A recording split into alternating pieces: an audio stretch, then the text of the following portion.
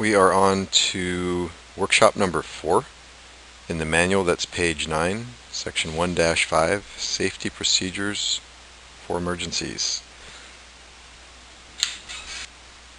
Alright, first up is vehicle breakdowns. Nobody likes a vehicle breakdown. Not you, not the expedition leaders, not the passengers, not the company, but they do happen.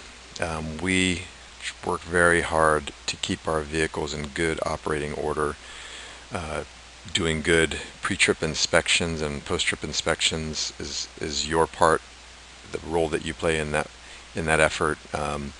We have our mechanic working diligently, but no matter how hard we work, we are driving a lot in these vehicles. They're going up to Yosemite, wine country, and so there are going to be breakdowns, unfortunately, and we have to learn to deal with them. So every expedition leader will eventually have to deal with one, and I think it's important to, even before we get into the material in the manual, just to point out that it's important to keep calm when these situations occur. When you're out on the road and you've got your group with you, this goes back to what I've mentioned earlier, that you've got an audience and you are their tour leader and they're relying on you to create a memorable, a safe, a positive experience for them. And so when you run into adversity, whatever it might be, whatever potential problem that occurs, doesn't have to be a vehicle breakdown, but vehicle breakdowns are one of the big ones. How you react is going to reflect on how your passengers view you and how they view the company. And so when a vehicle breakdown occurs or any other difficult situation, it's imperative that you take a deep breath and be calm, remain in control. It's very easy in these group settings to lose control of your group. If they don't feel that you are a qualified professional who is managing their tour experience, you can quickly get into a scenario where you get a mutiny on your hands, and one or two passengers who are not happy the way that you're conducting things can create a stir in your tour, and that can turn a good day into a bad day very quickly. It happens very fast. And so in the many complex things that you have to keep in mind as you're out on the road conducting your tours, one of them is to stay focused. Remember that you're the tour leader. It's your tour. You're in control.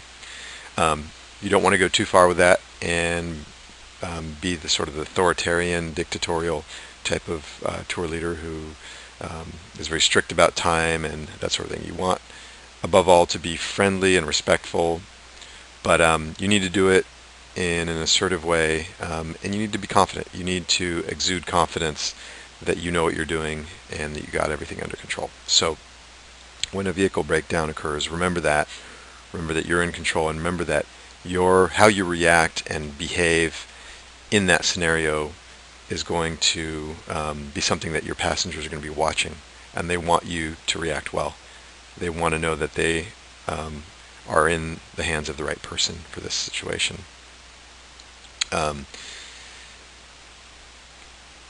Another thing I like to point out is that sometimes bad situations like vehicle breakdowns can lead passengers to see that we're actually very capable of dealing with bad situations. And so your skill and your talent is actually more on display when you're dealing with bad situations than when everything is going well.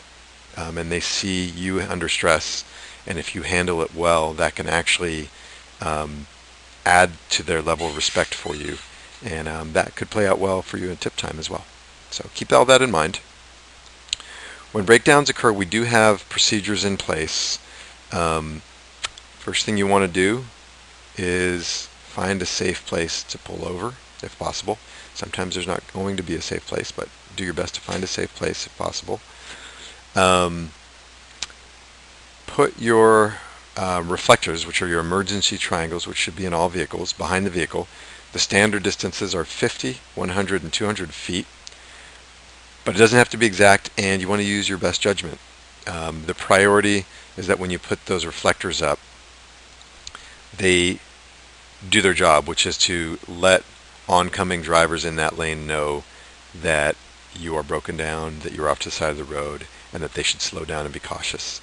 And so perhaps if you're pulled over in a bend, if you had no other option but to pull over in a bend, and the cars coming your way may not be able to see you until the last minute, it's worth it to maybe go 300 feet out around the bend so that in the beginning of the bend there's already an emergency triangle out, so that they know that they're being put on notice that something's going on around that corner. Another thing to do, you want to note location. Find a mileage marker, the town you're in, the intersection you're at, the last exit, anything that will give a pretty precise sense of where you are. A lot of these breakdowns occur up in Yosemite on the road in the mountains and the hills where there's not a lot of stuff around. And any identifier that you can come up with that will let the manager on duty know pretty close to where you are will help any emergency response find you. And so try to make note of something significant that gives a good sense for where you are. What I like to do, the next step is to call the astronomical office and ask for the manager on duty. What I like to do before that, though, when a breakdown occurs, is just quickly communicate with my passengers. Doesn't have to be much, but just let them know a little bit about what's going on. If you think about things from the perspective of your passengers, if the vehicle has broken down, they're probably a little bit anxious. And if you just jump out and you're getting on the phone and you're looking under the hood, but you've not said anything to them, that could raise that level of anxiety. And so if you just take a second to say, listen, guys, looks like we're having a little problem with the vehicle. Let me have a look and see what's going on, and I'll be right back to let you know what's going on. That might put them at ease, and that can be helpful. But once you've done that, as quickly as possible, call the manager on duty or the astronomical office, ask for the manager on duty. You want to make that call pretty quickly. Because the manager on duty has been trained to deal with these sorts of situations. The quicker you can make that call, the quicker they're going to begin a series of events, a series of efforts that will help you. Because they'll simultaneously be trying to help you resolve the problem. They will also have one of their staff communicating with all of our expedition leaders that we have a breakdown and that we need an emergency driver to potentially do a rescue. And so the quicker you can get one of our expedition leaders, on their way into the warehouse, getting in a bus and getting on their way to rescue you, the better, because that means a shorter wait time for your rescue. And it may be that you don't need a rescue, but they like to get that process started right in the very beginning, so that we minimize the amount of time that people are kept waiting should a rescue be the required solution. And the managers on duty have been through this before, and so they can help you troubleshoot. They may try to put you in touch with the mechanic if that's possible, and the mechanic may be able to help you troubleshoot the problem. One thing, follow the manager's instructions. Again, they're well trained on how to deal with this. You definitely want to walk around your vehicle and look for obvious issues. Try to identify the problem area. One thing that's helpful in troubleshooting potential causes of breakdowns is to just open the hood and check your fluid levels. The buses in particular have sensors that will shut the bus down on you when a fluid level gets too low. And it may still be safe to operate, but the sensor shuts it down. And so I can think of an example of a case where one of the expedition leaders was broken down on the side of the road, didn't know what was going on. Took him an hour to realize that his coolant level had just dropped slightly below the safe operating level, and the sensor had shut the bus down. And all he had to do was add some coolant or some water to get it above that level, and he was up and running again. And so check your fluid levels.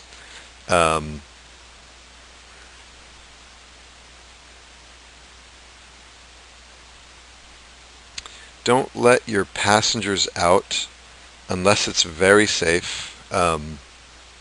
Put your four-way emergency flashers on. That's really important so that oncoming traffic can see you in addition to those emergency triangles.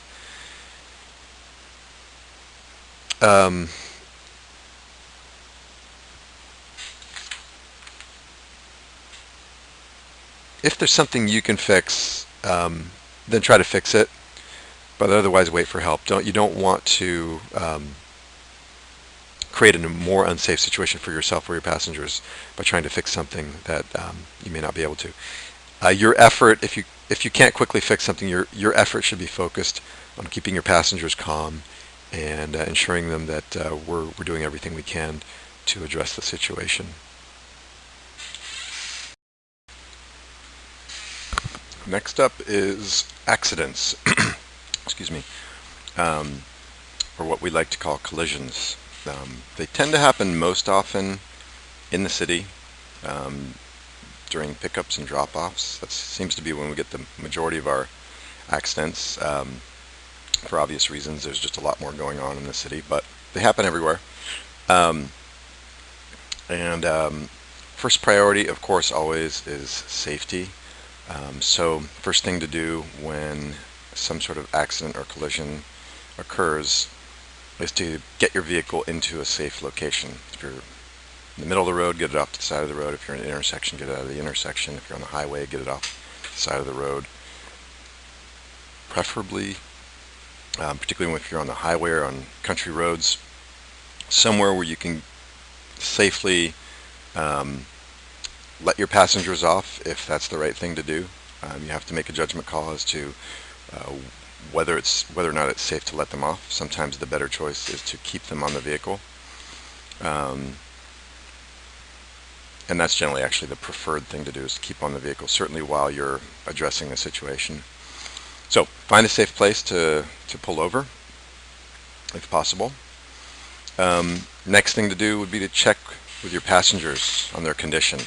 Is everyone safe? Is everyone healthy? No one got hurt? And assuming everyone is okay, leave them in the vehicle. Mention that you're just going to address the situation, ask them to be patient, and you'll be right back and let them know what's going on. But ask them to stay in the vehicle for the most part. If the situation is such that it's safer to unload your passengers, whether the damage to the vehicle or the scenario makes that the best option, and that's going to be really up to you to decide. What you want to do is make a controlled, safe exit and walk your passengers safely to a good place, a business, rest area, something.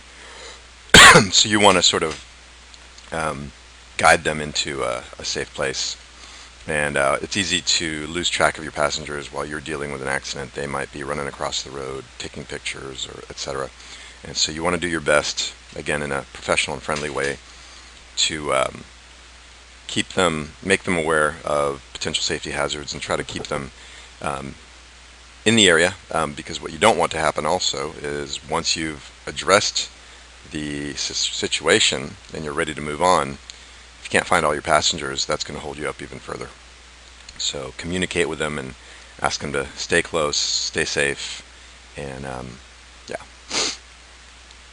If anyone is injured, of course, the first thing to do is to call 911 and follow their instructions.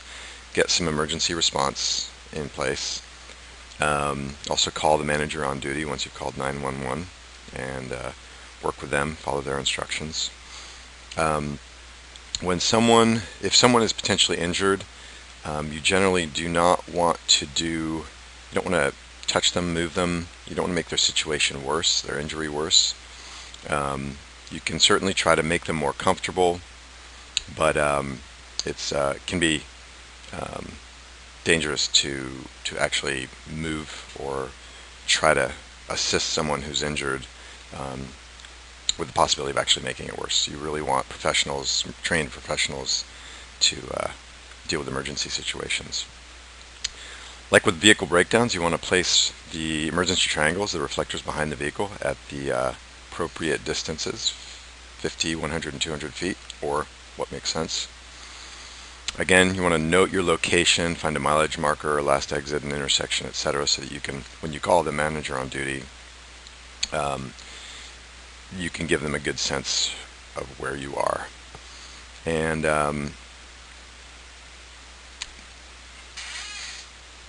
you don't want to ever admit fault in any situation. Even if it's clear it's your fault, just don't want to admit fault. And you need to be careful with apologizing to the other person involved in the accident. For some people, it's human nature to apologize, particularly if you know it's your fault, but that can actually be construed as admitting fault. And so while you want to be very friendly and cooperative with the other party, you never want to actually apologize or admit fault, because that leads to a whole potential slew of liability situations.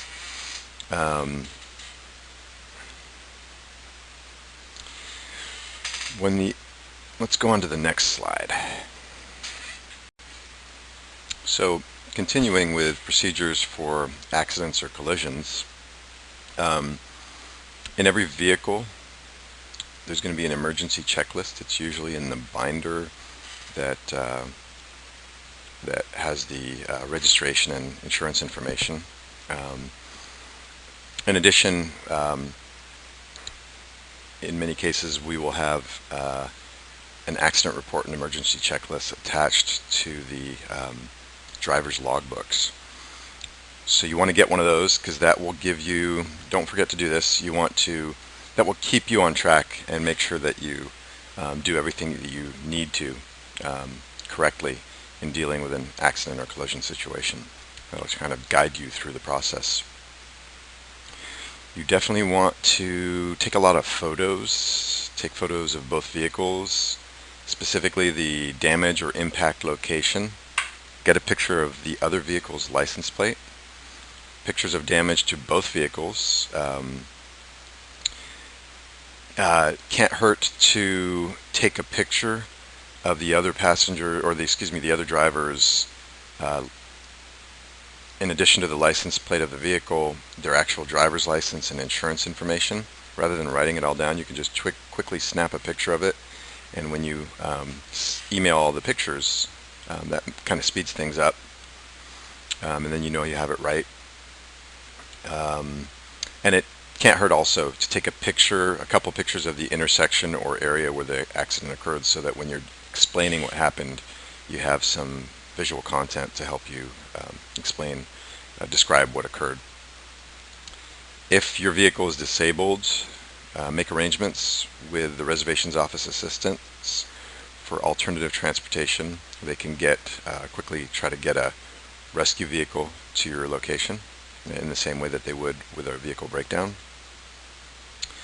Never leave or drive away from the accident scene until the manager on duty approves. And this can be difficult at times as well, because a lot of the accidents may occur in the middle of your pickups, and so you may be in a hurry, you want to get on with your pickups, but you want to get a manager approval and make sure that everything has been dealt with before you do that. And complete the accident report, or a complete accident report must be handed in at the end of the tour.